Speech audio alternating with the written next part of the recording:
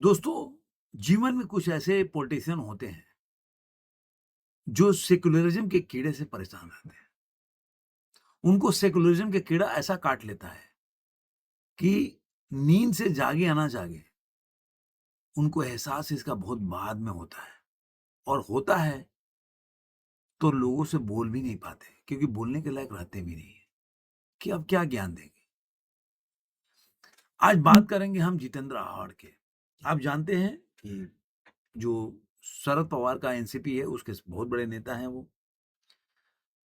लेकिन उनके एक दोस्त हैं यूनेस शेख, मुब्रा से।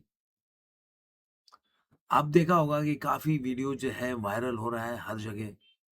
उनका उनका जितेंद्र आव्हाड के साथ बातचीत और बहस, वो बात। और वो व्यक्ति ने क्या बोला वो भी सुनने वाली बात हो कि आप मुब्रा में घुसोगे तो आपको, मतलब लिटरली बंदा धमकी दे रहा था। किसको? वो व्यक्ति जितेंद्र आव्हाड उसका दुश्मन नहीं है, उसका दोस्त है। और वो सेकुलरों का सुरमा है भाई। वो तो खुशी होके बोलता है कि मैं इस्लाम को ज़्यादा मानता हूँ। देखिए, मेरा इस वीडियो में ऐसा कोई नहीं है कि भाई मैं इस्लाम का विरोधी हूँ। मैं कहता हूँ कि कोई भी रेडिकल आदमी हो, जिसकी सोच जो है, वो आपके साथ रह के भी हमेशा हर चीज़ को संविधान से ऊपर अगर धर्म को रखता हो, तो आप मान के चलिए कि आप कितना भी आप उसके साथ खड़े हो जाएँ, वो आपको वक़्त आने पे आपको धोखा देगा, आपके साथ खड़ा नहीं होगा। आप देखिए, कहानी कहाँ से शुरू हुई। वे लोग, यो आपने देखा होगा, ये जो लड़की है शहर से, उसका कई फ़ोटोग्राफ्स आपको मिल जाएँगे जितेंद्र आव्हाड के साथ। और सबसे बड़ी बात है कि वो बंदी खुल के बोलती थी कि मैं मेरे मेंटर हैं, तो मेरे गुरु हैं, मैंने इनसे बहुत कुछ सीखा है। कइयों ऐसे आप फ़ोटोग्राफ, पोस्ट वगैरह आपने देखने को मिलेगा इनके साथ। और कलावा भी बाँधती है हाथ में। लेकिन कहते हैं ना कि ये जो, जैसे राहुल गांधी को देखा होगा ना, ये जो जनेऊधारी जो होते हैं ना, जनेऊधारी कानी कुछ कौन स्वरूपार्य ब्राह्मण जो थे, ये भी समय के साथ होते हैं। जो समय वही चोला पहन के और वही चोला बन गए। कहीं गए तो कुछ और बन गए, कहीं बने तो आप जो है वही रहो ना भाई। कोई व्यक्ति नहीं बोलता है कि आप किसी दूसरे धर्म को अपीज करो, चाहे हिंदू का करो या मुस्लिम धर्म को अपीज करो या क्रिश्चियन धर्म को या किसी और धर्म को। लोग बोलता है सबको बराबर नज़र से देखो और सब बराबर से काम करो। देश की जनता के लिए काम करो। देश की जनता के, अगर एक धर्म के बारे में गलत बोल रहे हो, तो दूसरे धर्म के बारे में भी। ऐसा नहीं कि हमेशा एक धर्म को टारगेट करोगे और दूसरे धर्म को अपीज करोगे, तो वहाँ पे सेकुलरिज़्म नहीं रहता। और ऐसे लोग, जैसे कि अभी राहुल गांधी का देखा होगा, जी राम जी के ऊपर जो शब्द उन्होंने प्रयोग किया राम जी के ऊपर, ग्राम ग्राम का बोल के, वो किसी और धर्म के बारे में बोल कर दिखा दें। मैं पूरे कांग्रेसियों को चैलेंज कर रहा हूँ, अगर उनके गाँव में दम है ना, तो एक लाइन बोल के दिखा दें, अलग से पानी तक नीचे नहीं जाएगा। लेकिन चूँकि सनातन धर्म एक ऐसा धर्म है जहाँ पे लोग ये सब बात सुनकर मन में रख लेते हैं और कुछ उल्टा नहीं करते हैं, कुछ बोलते नहीं हैं। या इस तरह का जो और धर्म में होता है कि लोग एकदम धमकी देने लगते हैं, उस तरह का काम नहीं करते। विरोध करते हैं कि भाई गलत है, जैसे मैं विरोध कर रहा हूँ। आप मॉक नहीं कर सकते किसी रिलीजन को, किसी भी दुनिया के किसी भी रिलीजन को। आप जैसे कि मैं अपने बाप को मानता हूँ, तो दूसरे के बाप को क्यों मॉक करूँगा? वो उनके लिए रिस्पेक्टेबल है, मेरे पिताजी मेरे लिए रिस्पेक्टेबल है। तो ये जो शब्द है ना वो गलत है। और यही चीज़ों का परिणाम मिला। मैं बताता हूँ, ये पहले आईएएस की परीक्षा में बैठी थी, पास कर गई थी। और बाद में अब तो ये नया चीज़ चल जाता है ना कि बाद में इन्होंने बोला कि भाई हम तो पॉलिटिक्स में इसलिए आए कि कमज़ोर वर्गों को वो करने के लिए, उनको जो आगे बढ़ाने के लिए हम आए राजनीति में। अब इनके हिसाब से इनको आश्वासन दिया गया था कि एनसीपी की तरफ से इनको मुब्रा से टिकट मिलेगा।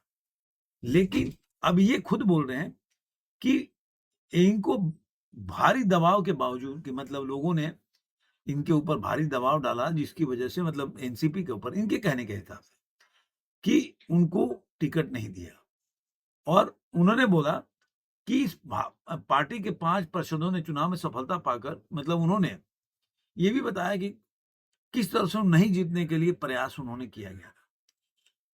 लेकिन उनको बाद में एआईएमआईएम से उनको टिकट मिला और वहाँ से 12,900 वोटों से वो जीत दर्ज किया उन्होंने और सबसे युवा पार्षद बन गई।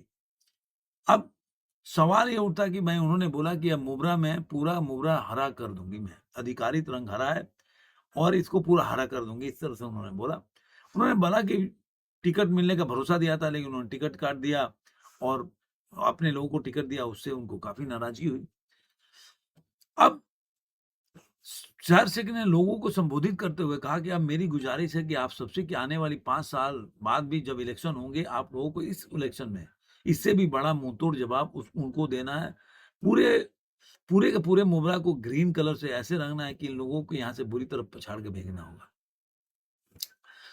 अब कहने का मतलब ये है कि जिस तरह से इनके पिता जो यूनिस शेख हैं और जिस तरह से ये जो इन्होंने जिस तरह से अब देखिए पहले इनके कपड़े देखिए आज चेंज हो गया। तो ये लोग क्या है ना कि टाइम के हिसाब से जैसे गिरगिट अपने रंग बदलते हैं वैसे हैं। मैं नहीं बोलता कि आप वैसे मत रहो, लेकिन जो आदमी इन पे भरोसा करके करता है तो उनको देखो जितेंद्र आव्हाड की क्या हालत है। आज के टाइम में जिस तरह से मन से इनके पिताजी ने जितेंद्र आव्हाड के बारे में जो-जो बात बोले, वो उस व्यक्ति के लिए आँख खोलने वाली बात है कि आप अपनी दोस्ती करते हुए आदमी को पहचान लो। मानो टिकट कट गया, आप नाराज़गी ज़ाहिर कर सकते थे, कुछ बोल सकता था या आपने कोई टिकट नहीं दिला पाया। पॉलिटिक्स है, सबको आप खुश नहीं कर सकते। अगर मान लीजिए कि एक जगह पे 3 कैंडिडेट तो किसी ने एक ही को दोगे टिकट, 2 को तो कटेगा। लेकिन आप विरोध कर सकते हो कि मेरे साथ गलत हुआ, जो भी हुआ।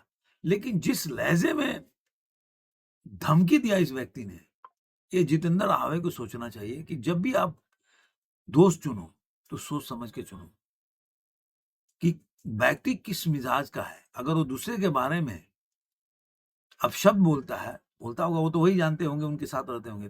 तो वो तुम्हारे बारे में भी बोल सकता है।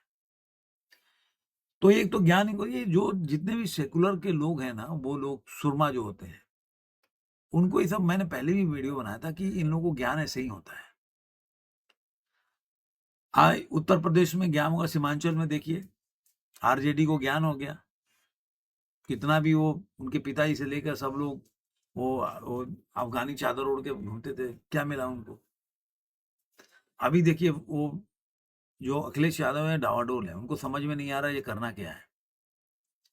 वो कभी अभी अभी मुक्तेश्वरन के साथ खड़े हैं कि भाई संतों के साथ अन्याय हो रहा है। उधर मुस्लिम वोट बैंक भी साधना है। तो जब आदमी हार केवल चारों तरफ से देखता है ना तो घबरा जाता है। तो वो समझ में नहीं आता कि हिंदू को अपीज करूँ कि मुस्लिम वोट को अपीज करूँ। एसआईआर में कभी ये बोलूँ कि योगी का वोट कट गया है कि मेरा वोट कट गया है। ये समझ में उनको नहीं है। कभी एसआईआर में बोल रहे हैं तो एसआईआर हो गया, योगी आदित्यनाथ ने बोल दिया वो तो हार रहे हैं, तो हार रहे हैं। और कभी बोल रहे हैं एसआईआर गलत ही हुआ। आप तो बोल रहे हैं उड़ीसा में जाके कि नहीं मैं जीत भी जाऊँगा तब भी नहीं मानूँगा कि सही हुआ है। ये फ्रस्ट्रेशन और कुछ नहीं है। आदमी को सामने जब हार दिखती है तो उसका विवेक कहरे खत्म हो जाता है। वो बोलते हैं ना कि विवेक जब मनुष्य का जब मनुष्य पे चाहता है, सबसे पहले विवेक मर जाता है। नाश मनुष्य पे चाहता है, तो विवेक सबसे पहले मर जाता है। तो अखिलेश यादव का है। ये जितने लोग सेकुलर के आँख में अंधे होकर और उसमें भी अपीजमेंट कर रहे हैं, वो किसी भी देश के लिए खतरनाक है। आप देश है, सबका है, लेकिन अपीजमेंट किसी के लिए नहीं। धन्यवाद।